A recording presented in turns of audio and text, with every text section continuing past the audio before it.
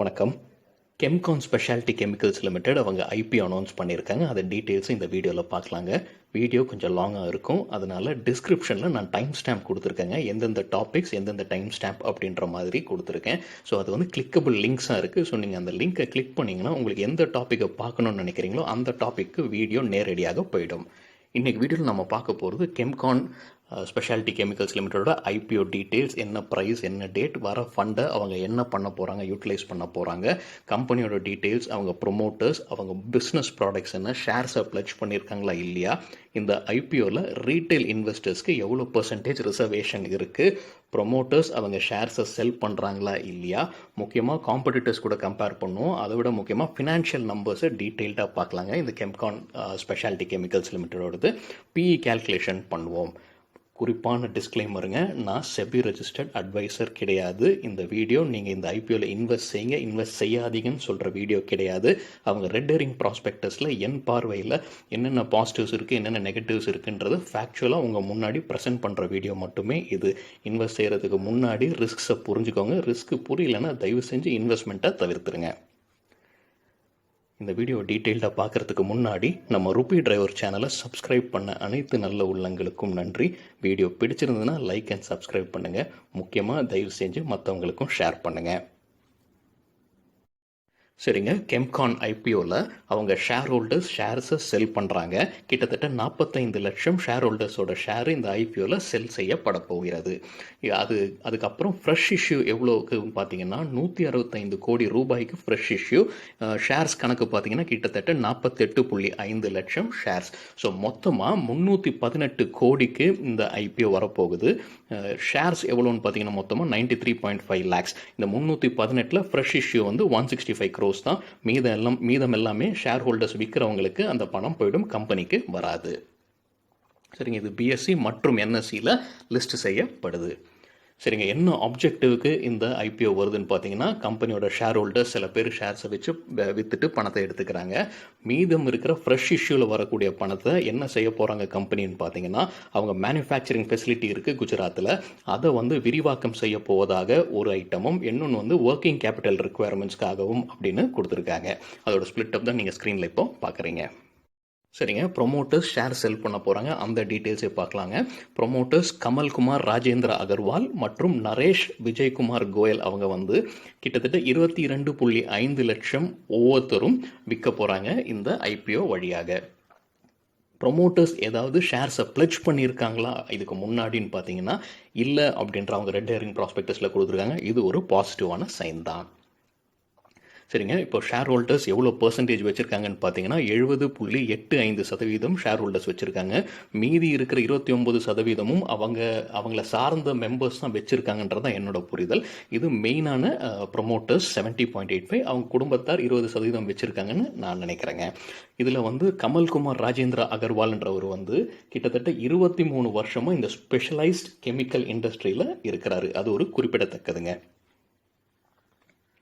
சரி, என்ன ரிசர்வேஷன் இருக்குது ரீட்டைல் இன்வெஸ்டர்ஸ்க்கு இந்த ஐபிஓலன்னு பார்த்தீங்கன்னா, இது நம்ம எடுத்துருக்கிறது ஆக்சிஸ் கேபிட்டல் கிட்ட இருந்துங்க. ஸோ இதில் பார்த்தீங்கன்னா 35% ரீட்டைல் இன்வெஸ்டர்ஸ்க்கு இந்த ஐபிஓவில் அலோகேஷன் இருக்குது. அது ஒரு நல்ல சைன் தான். சரிங்க, இப்போ அந்த ஐபிஓட டீட்டெயில்ஸ் கொஞ்சம் பார்த்துடலாம்.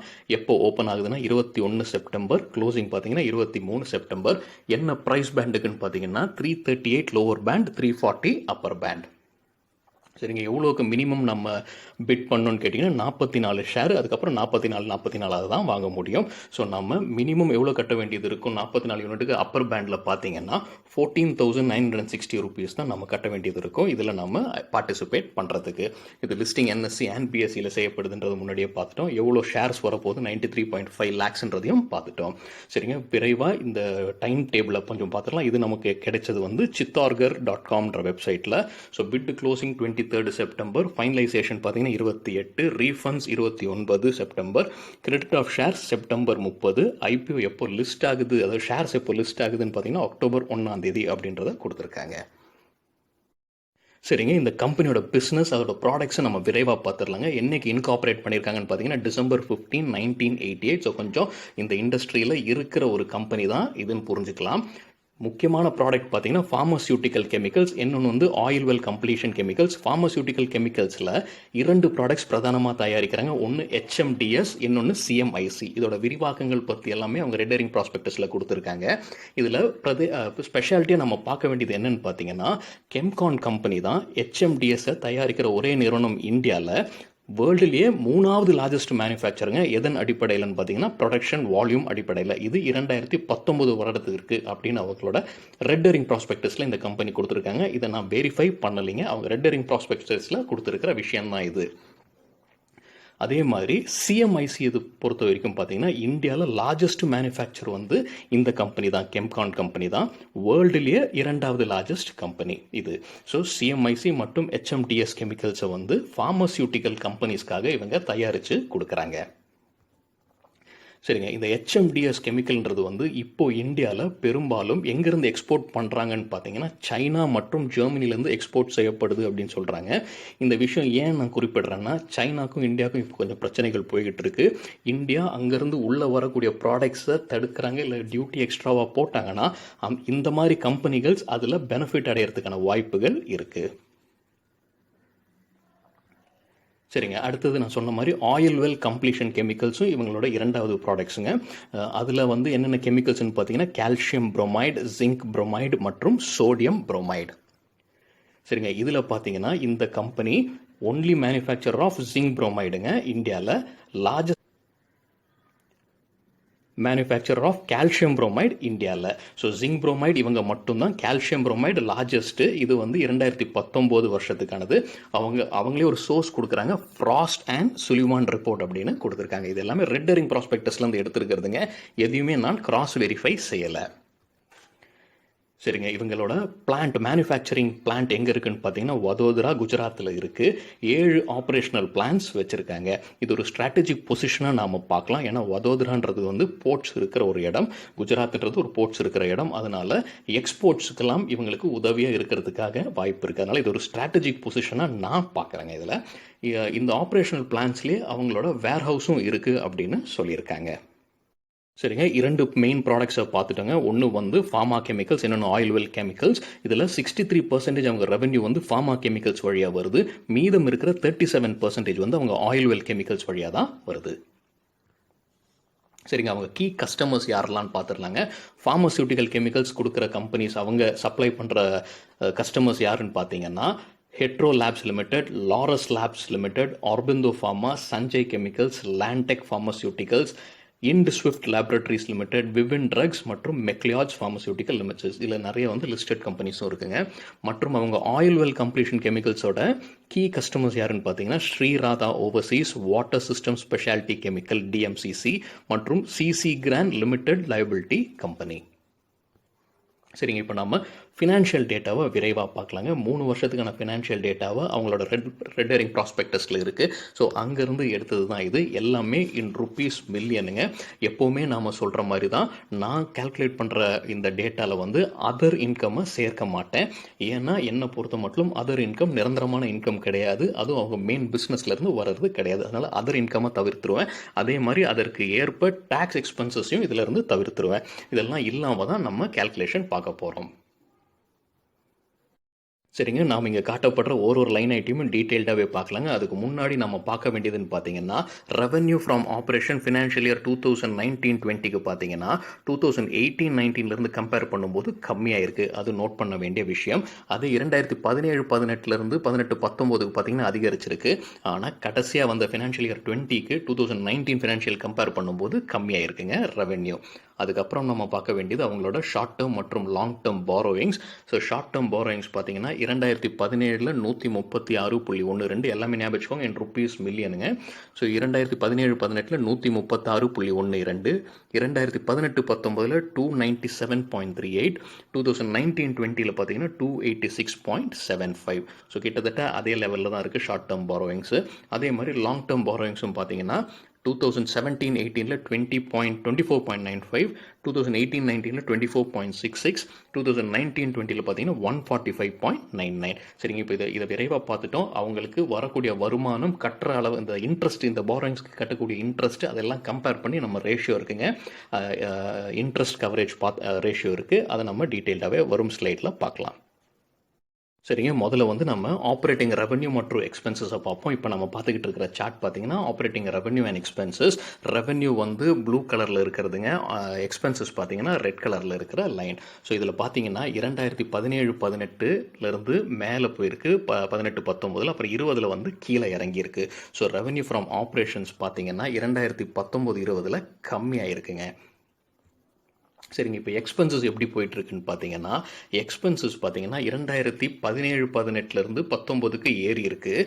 ஆனால் 19 20 வரும்போது கம்மியாக இருக்குது. ஸோ அது இந்த டேபிள்லையும் பார்க்கலாம். எக்ஸ்பென்சஸ் 2018-19 2441, ஃபினான்ஷியல் இயர் 2019-20 பார்த்தீங்கன்னா 2010.94. ஸோ எக்ஸ்பென்சஸ் கம்மியாக இருக்கிறது ஒரு நல்ல விஷயந்தான். ஆனால் ரெவென்யூவும் கம்மியாக இருக்கிறது அது ஒரு நல்ல விஷயம் கிடையாது. அது நெகட்டிவாக எடுத்துக்கலாங்க. எக்ஸ்பென்ஸ் கம்மியாக இருக்கிறது பாசிட்டிவாக எடுத்துக்கலாம். ஆனால் சரிங்க, ஆப்ரேஷனல் ரெவன்யூ எவ்வளோ குறைஞ்சிருக்கு அப்படின்றத பார்க்கலாங்க.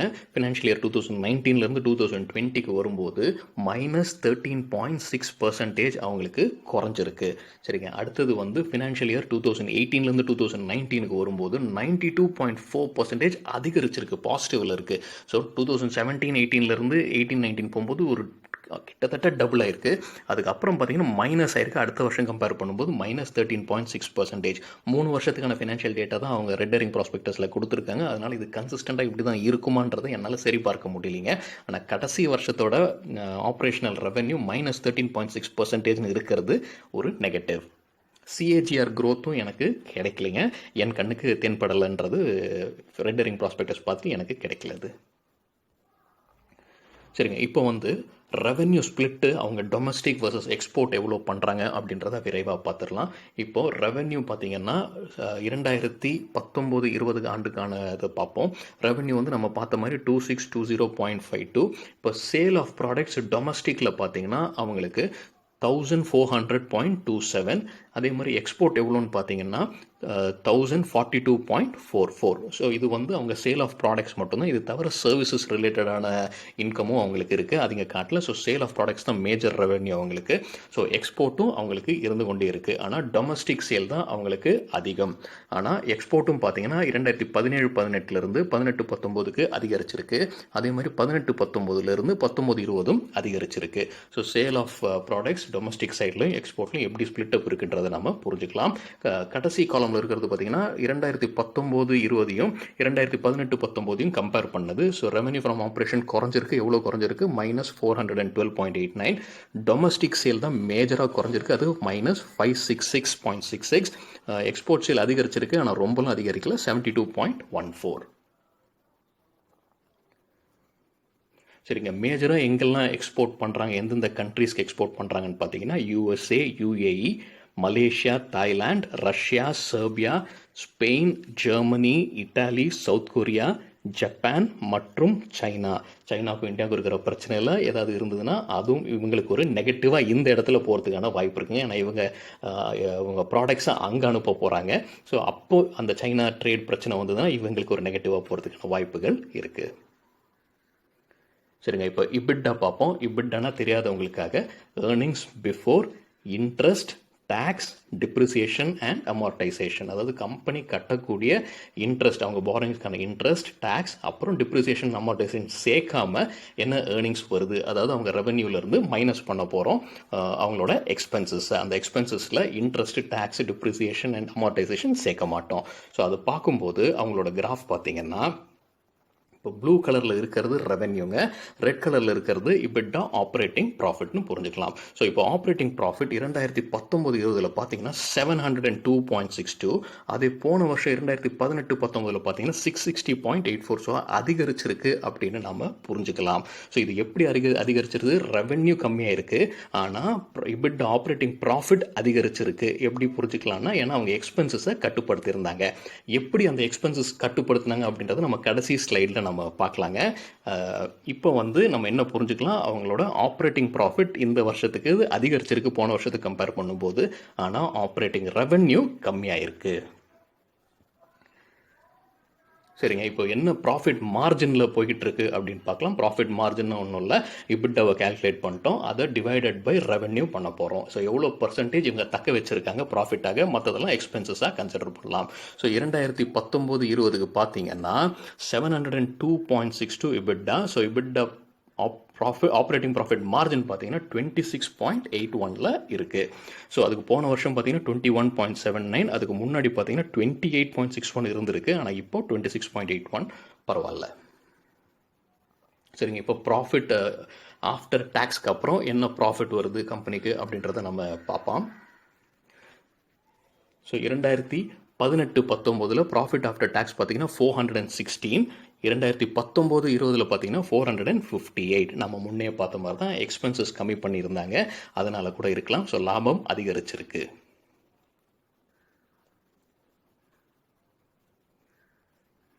சரிங்க, ரிட்டர்ன் ஆன் ஈக்விட்டி தெரியாதவங்களுக்காக ப்ராஃபிட் ஆஃப்டர் டேக்ஸ்ங்க இது divided by shareholder equity. Shareholder ஈக்விட்டின்றது எல்லாமே நம்ம ஆனுவல் ரிப்போர்ட்லேருந்து டேரெக்டாகவே எடுத்துக்கலாங்க. எப்படி ஒரு ஆனுவல் ரிப்போர்ட்டை வாசிக்கலாம், குறிப்பாக ப்ராஃபிட் அண்ட் லாஸ் ஸ்டேட்மெண்ட், அதுக்கப்புறம் பேலன்ஸ் ஷீட், அப்புறம் கேஷ் ஃப்ளோ ஸ்டேட்மெண்ட் எப்படி எளிதில் வாசித்து புரிஞ்சிக்கலான்றது நம்ம சேனலில் ஒரு டீட்டெயில்டான வீடியோ இருக்குங்க. பார்க்காதவங்க தயவு செஞ்சு பாருங்கள். அந்த வீடியோட லிங்க் இந்த வீடியோட டிஸ்கிரிப்ஷனில் இருக்குது. ரிட்டர்ன் ஆன் ஈக்விட்டி பொதுவாகவே அதிகமாக இருக்கிறது தான் நல்லது ஒரு கம்பெனிக்கு. ஸோ ரிட்டர்ன் ஆன் ஈக்விட்டி நம்ம கேல்குலேட் பண்ணதில் பார்த்தீங்கன்னா ஃபினான்ஷியல் இயர் 2019-20க்கு 37.69% வந்திருக்கு. அதுக்கு முன்னாடி பார்த்தீங்கன்னா 55.29 இருக்குது. அதுக்கும் முன்னாடி 48.29. ஸோ அந்த வரிசையில் பார்க்கும்போது கம்மியாக தான் இருக்குது ரிட்டர்ன் ஆன் ஈக்விட்டி. அந்த கம்பெனியோடதே கம்பேர் பண்ணும்போது நம்ம இன்னும் இண்டஸ்ட்ரி ஸ்டாண்டர்ட்ஸ் கூட கம்பேர் பண்ணலிங்க, அந்த கம்பெனி கூட கம்பேர் பண்ணும்போது ROE குறைஞ்சிருக்கு. சரிங்க, அடுத்தது ROC, return on capital employed அப்படின்னா என்னன்னு தெரியாதவங்களுக்காக ப்ராஃபிட் பிஃபோர் இன்ட்ரெஸ்ட் அண்ட் டேக்ஸ்ங்க. இன்ட்ரெஸ்ட் அண்ட் டேக்ஸ் மைனஸ் பண்ணுறதுக்கு முன்னாடி இருக்கிற profit divided by overall capital employed. Overall capital எம்ப்ளாய்டுனா என்ன வரும்னா long term borrowing, short term borrowings மற்றும் ஷேர் ஹோல்டர்ஸ் ஈக்விட்டி இதெல்லாமே சேர்க்கும்போது அது வருது தான் கேபிட்டல் எம்ப்ளாய்டு. இதுவும் அதிகமாக இருக்கிறது தான் கம்பெனிக்கு நல்லது. இப்போ நம்ம கேல்குலேட் பண்ணதில் பார்க்கும்போது 2017-18 61.43, 2018-19 48.92, 2019-20 பார்த்தீங்கன்னா 31.61. ஸோ குறைந்து கொண்டே வர்றது வந்து இந்த கம்பெனிக்கு ஒரு நெகட்டிவாக நம்ம புரிஞ்சுக்கலாம். சரிங்க, இன்ட்ரெஸ்ட் கவரேஜ் ரேஷியோ இந்த கம்பெனி ஆல்ரெடி பாரோயிங்ஸ் இருக்குது, அதனால் நம்ம இந்த ரேஷியோவை கொஞ்சம் இம்பார்ட்டண்ட்டாக பார்க்கணுன்றது என்னுடைய தாழ்மையான கருத்து. இன்ட்ரெஸ்ட் கவரேஜ் ரேஷியோ தெரியாதவங்களுக்காக earnings before interest and tax சேர்க்கறதுக்கு, இன்ட்ரெஸ்ட் அண்ட் டேக்ஸ் சேர்க்கறதுக்கு முன்னாடி இருக்கிற ஏர்னிங்ஸை டிவைடட் பை இன்ட்ரெஸ்ட் பேமெண்ட், எவ்வளோ இன்ட்ரெஸ்ட் கட்டுறாங்க அப்படின்றது.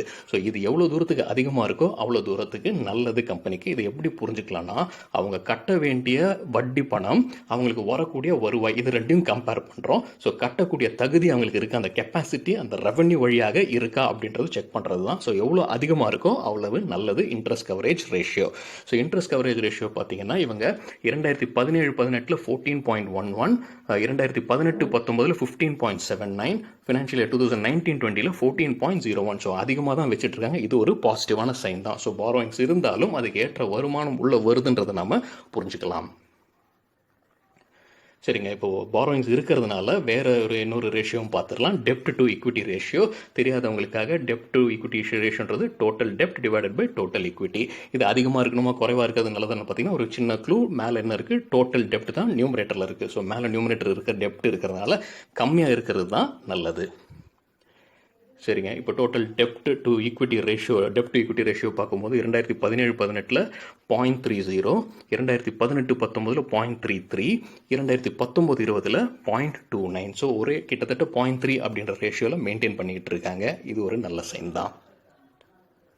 சரிங்க, டெப்ட் இருக்கிறதுனால டெப்ட் டு அசெட் ரேஷியோவும் நம்ம கால்குலேட் பண்ணிடலாம். தெரியாதவங்களுக்காக டோட்டல் டெப்ட் டிவைடட் பை டோட்டல் அசெட்ஸ்.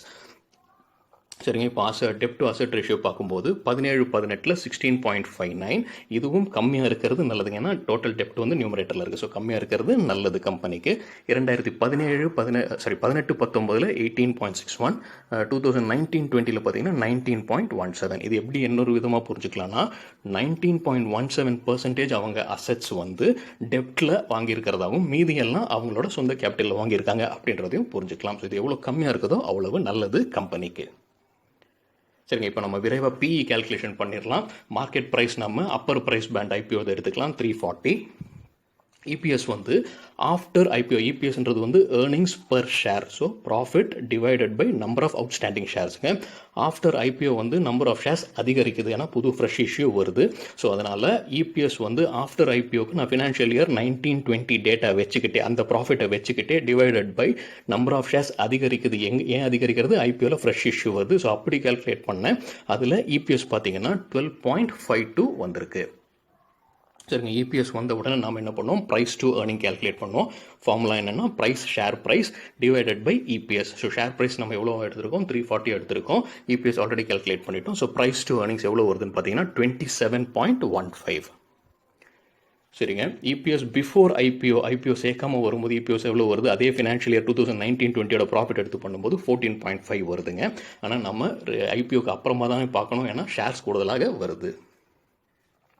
சரிங்க, அவங்க ரெட் ஹெரிங் ப்ராஸ்பெக்டஸில் ஃபினான்ஷியல் இயர் 2019-20 எவ்வளோ இபிஎஸ் கொடுத்துருக்காங்கன்னு பார்த்தீங்கன்னா 15.37. இது பிஃபோர் ஐபிஓ கூட இருக்கலாம். சரிங்க, இப்போ நம்ம வந்து இண்டஸ்ட்ரி ஸ்டாண்டர்ட்ஸ் கூட கம்பேர் பண்ணுறதுக்கான ஒரு முயற்சி. இது ஆல்ரெடி அவங்க ரெட் ஹெரிங் ப்ராஸ்பெக்டஸில் தான் எடுத்துருக்கோம். இப்போ நம்ம பார்க்குற அந்த industry pier group BE ratio அப்படின்றது வந்து அவங்க ரெட் ஹெரிங் ப்ராஸ்பெக்டஸில் தான் இருக்குது. ஸோ இண்டஸ்ட்ரியோட பிஇ பார்த்தீங்கன்னா ஆவரேஜ் பார்த்தீங்கன்னா 31.30, ஹையஸ்ட் பார்த்தீங்கன்னா 43.17, லோவஸ்ட் பார்த்தீங்கன்னா 19.04 அப்படின்னு கொடுத்துருக்காங்க. ஸோ அதை கம்பேர் பண்ணும்போது நம்ம கால்குலேட் பண்ண பிஇ இந்த கம்பெனிக்கு பார்த்தீங்கன்னா ஓகேவாக இருக்கிற மாதிரி தான் தெரியுது. ப்ரைஸ் ஓகேவாக இருக்கிற மாதிரி தான் தெரியுது. சரிங்க, அதே ரெட் ஹெரிங் ப்ராஸ்பெக்டஸில் கம்பெனி வந்து அவங்க காம்படிட்டர்ஸ் கூட கம்பேர் பண்ணி சில டேட்டாவை கொடுத்துருக்காங்க. இதில் முக்கியமாக எனக்கு என்ன தெரிஞ்சதுன்னா, நம்ம கெம்கான் ஸ்பெஷாலிட்டி கெமிக்கல்ஸ் லிமிட்டடோட இபிஎஸ் பார்த்தீங்கன்னா இது எல்லாமே 2020 டேட்டாங்க. இபிஎஸ் பார்த்தீங்கன்னா ரொம்ப குறைவாக இருக்குது. மற்ற எல்லா காம்படிட்டர்ஸோட கம்பேர் பண்ணும்போது ஒரு கம்பெனி மட்டும்தான் இவங்களோட இபிஎஸ் குறைவாக இருக்குது. இபிஎஸ்ன்றது ஏர்னிங்ஸ் பர் ஷேருங்க, அது அதிகமாக இருக்கிறது தான் நல்லது. ஸோ நியோஜன் கெமிக்கல்ஸ் லிமிடெட் மட்டும்தான் 12.33. மற்ற எல்லா கம்பெனிஸும் இவங்களை விட இபிஎஸ் அதிகமாகவே வச்சுருக்காங்க. அது இந்த கம்பெனிக்கு ஒரு நல்ல சைன் கிடையாதுங்க. அதே மாதிரி பிஇ பார்த்தீங்கன்னா ப்ரைஸ் டு ஏர்னிங்ஸ் பார்த்தீங்கன்னா ஒரு கம்பெனிக்கும் என்னென்ற டீட்டெயில்ஸ் கொடுத்துருக்கு. சுதர்ஷன் கெமிக்கல்ஸ் பார்த்தீங்கன்னா 19.04. நம்ம இந்த கம்பெனி கால்குலேட் பண்ண பிஇ விட கம்மியாக இருக்குது. ஸோ பிஇ கம்மியாக இருந்தால் தான் நமக்கு நல்லதுன்ற மாதிரி ஒரு இண்டிகேஷனுங்க. ஏன்னா ஷேர் ப்ரைஸ் அந்த வேல்யூவேஷன் கம்மியாக இருக்குன்றதை புரிஞ்சுக்கலாம். சுதர்ஷன் கெமிக்கல்ஸ் பார்த்தீங்கன்னா 19.04 தான் பிஇ இருக்குது. ஆனால் அவங்களோட ரெவென்யூ பாருங்கள் 15,182. இந்த கம்பெனியோட பல மடங்கு அதிகம். பிஇயும் கம்மியாக இருக்குது. இபிஎஸும் பார்த்தீங்கன்னா 21.50. So Sudarshan Chemicals Industries Limited எனக்கு தெரியாதுங்க அந்த கம்பெனி பற்றி, இதுதான் ஃபஸ்ட் டைம் பார்க்குறேன். கொஞ்சம் இம்ப்ரெசிவாக இருக்குது. அது கொஞ்சம் டீட்டெயில்டாக பார்க்கலான்னு தோணுது. அதே மாதிரி இன்னொரு கம்பெனி பார்த்தீங்கன்னா அத்துல் லிமிடெட். அவங்களும் பார்த்தீங்கன்னா ரெவென்யூஸ் நிறைய வச்சுருக்காங்க, கிட்டத்தட்ட 39,000. பிஇ பார்த்தீங்கன்னா 23.39. இந்த கம்பெனியை விட குறைவாக இருக்குது. அதே மாதிரி இபிஎஸ் பார்த்தீங்கன்னா 215.82, ரொம்ப அதிகமாக இருக்குங்க. ஸோ இந்த இரண்டு கம்பெனியும் கொஞ்சம் டீட்டெயில்டாக பார்க்கறதுக்கு தோன்றுதுங்க இந்த டேட்டா அவங்க கொடுத்தது. ஸோ இந்த கம்பெனியை விட, அதாவது கெம்கான் கம்பெனியை விட சுதர்ஷன் கெமிக்கல்ஸும் அத்துலும் பெட்டராக இருக்குமோ அப்படின்னு எனக்கு ஒரு டவுட் வருது. ஆனால் அது டீட்டெயில்டாக பார்த்தா தான் தெரியும். அவங்க டெப்ட்டு, அதுலேருந்து வரக்கூடிய வருமானங்கள், கட்ட முடிய ரேஷியோ எல்லாமே பார்த்தா தான் தெரியும். ஸோ அது ரெண்டையும் டீட்டெயில்டாக செக் பண்ண முடிஞ்சது. நான் செக் பண்ணிவிட்டு வேற ஒரு வீடியோவில் நான் ரிலீஸ் பண்ணுறேங்க. சரிங்க, முன்னே சொன்ன மாதிரி எக்ஸ்பென்சஸ் இந்த வருஷம் ஃபினான்ஷியல் இயர் 20க்கு குறைஞ்சிருந்தது. அதனால தான் லாபம் கிடைச்சது. என்ன வித்தியாசம் 2 வருஷத்துக்கும் எக்ஸ்பென்சஸில் அப்படின்றத விரைவாக பார்த்துடலாங்க. இதில் பார்த்தீங்கன்னா இது வந்து 2019, இது வந்து 2020. சரிங்க, இப்போ 2019-20 செக் பண்ணும்போது காஸ்ட் ஆஃப் மெட்டீரியல்ஸ் கன்சியூம், அதான் ரா மெட்டீரியல்ஸுங்க.